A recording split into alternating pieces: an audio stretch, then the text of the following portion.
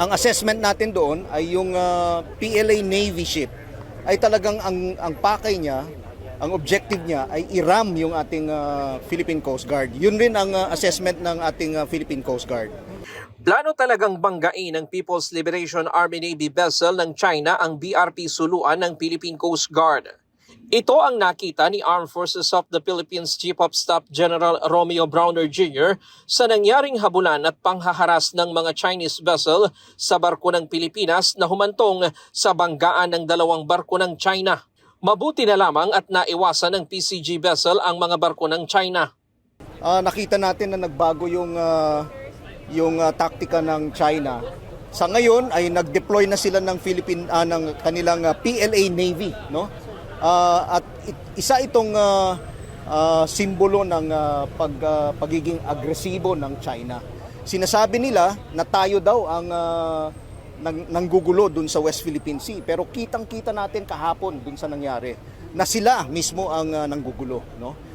Hindi anya papayag ang Pilipinas sa pag-angkin ng China sa Bajo de Masinloc dahil nakaangkla ang paggiit ng Pilipinas sa international law at sa desisyon ng International Tribunal na nagpawalang bisa sa pag-aangkin ng China sa lugar.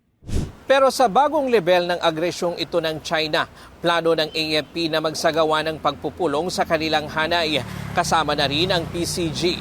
Ihingi rin sila ng gabay sa Pangulo upang pag-usapan ang kanilang susunod na mga hakbang.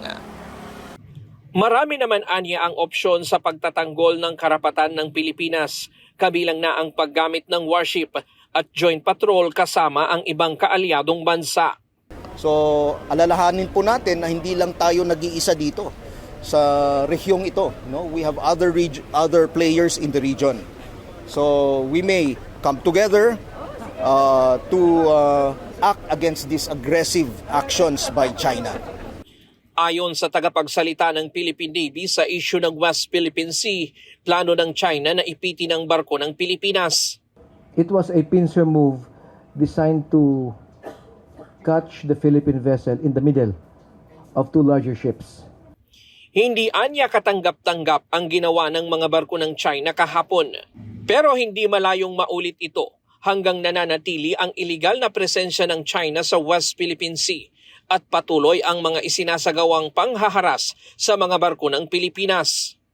Tinanong din ng Philippine Navy kung pasok na sa rules of engagement ang nangyari kahapon para makialam na ang Navy ng Pilipinas, ito ang kanilang sagot. The rules of engagements are a set of rules that governs the use of force for mission accomplishment. The Chief of Staff has been very clear that in all operations in the West Philippine Sea, to include Bajo de Masinloc, the use of force for mission accomplishment is not authorized without infringing on the universal right of self-defense, defense of one's unit, or defense of others. That provides also sufficient flexibility for the ground commander when to act. Samantala, binigyang pagkilala ng Philippine Coast Guard ang mga kawani ng BRP Suluan dahil sa kanilang magaling na seamanship sa kabila ng panghaharas ng mga barko ng China kahapon. Ilang beses na muntik mabangga ang barko ng Philippine Coast Guard, ngunit nakailag sa kabila ng dangerous maneuver, blocking at water cannoning ng mga barko ng China. Ginawaran ng Coast Guard Bronze Cross Medal ang mga crew ng BRP Suluan at augmentation personnel. Samantalang Coast Guard Distinguished Service Medal ang iginawad sa kapitan ng barko na si Captain Jomark Angge. Ryan Lacanlale, UNTV News and Rescue. Diyos ang aming sandigan, serbisyo publiko ang aming pinahahalagahan.